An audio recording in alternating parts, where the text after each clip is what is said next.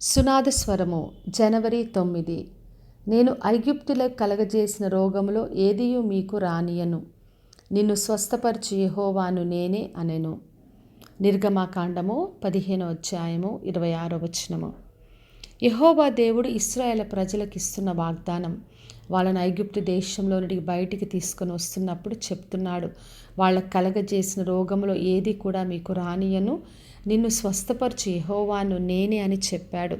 తన్ను తాను యెహోవా రాఫాగా వాళ్లకు బయలుపరిచాడు. మరి మన దేవుడు స్వస్థపరిచే దేవుడు. ప్రతి వ్యాధిని, ప్రతి రోగమును, పరిస్థితి ఏదైనా కూడా ఆయన అన్నీ స్వస్థపరిచి మనకు ఆరోగ్యమును, స్వస్థతనిచ్చే దేవుడు. అందుకే మనకి ఈ రోజున బయలుపరుస్తున్నాడు. ఏ పరిస్థితి అయినా, ఏ బలహీనత అయినా నేను స్వస్థపరుస్తానని చెప్తున్నాడు. మరి రోగము రావడానికి కారణాలు ఎన్నో కావచ్చు.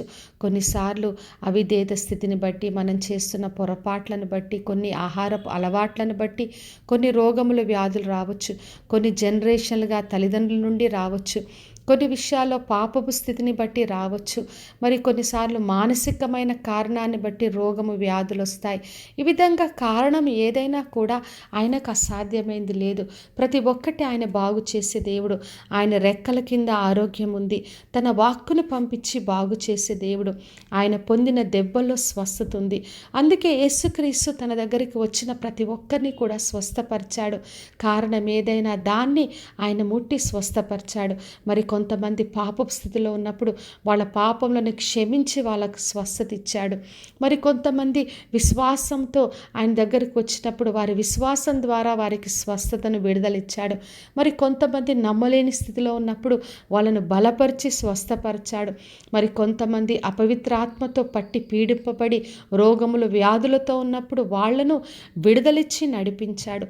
అందుకే మన జీవితంలో కారణం ఏదైనా, దీనివల్ల నాకు రోగం వచ్చింది, దానికి కారణం ఇది అని బాధపడడానికి లేదు. ప్రతి పరిస్థితిని బాగు చేసే దేవుడు. మరి మానసికంగా, శారీరకంగా, ఆత్మీయ స్థితిలో ఏ పరిస్థితి అయినా కూడా ఆయనకు అసాధ్యమైంది లేదు. కాబట్టి నా ప్రియ సహోదరి, సహోదర, ఈ రోజున ఆయన స్వస్థపరిచే యెహోవా మనకు తోడుగా ఉన్నాడు. మనల్ని ముట్టి స్వస్థపరిచే దేవుడు. కాబట్టి ఏ పరిస్థితి అయినా విశ్వాసంతో ఆయన్ని ఆశ్రయించి ఆయన నుంచి విడుదల పొందుకుందాం. ప్రార్థన చేసుకుందాం. పరలోకమందున్న మా తండ్రి, మా దేవ, ఈరోజు ఇచ్చిన వాగ్దానం కొరకే వందనాలు. వినుచున్న ప్రతి ఒక్క బిడ్డను దీవించి ఆశీర్వదించండి, ముట్టి స్వస్థపరచండి. వారికి ఏ పరిస్థితి అయినా, ఏ రోగము, వ్యాధి, దేనితో వాళ్ళు బాధపడుచున్న ప్రతి బలహీనతను తీసివేసి వారికి ఆరోగ్యమును, స్వస్థను కలగచేయమని యేసు నామములు అడిగి వేడుకొంచున్నాను తండ్రి, ఆమెన్. ఈ శుభవచనము వినుచున్న ప్రతి ఒక్కరి జీవితంలో నెరవేర్చబడునుగాక. నేను మీ ప్రియ సహోదరి మంజులా చరణ్.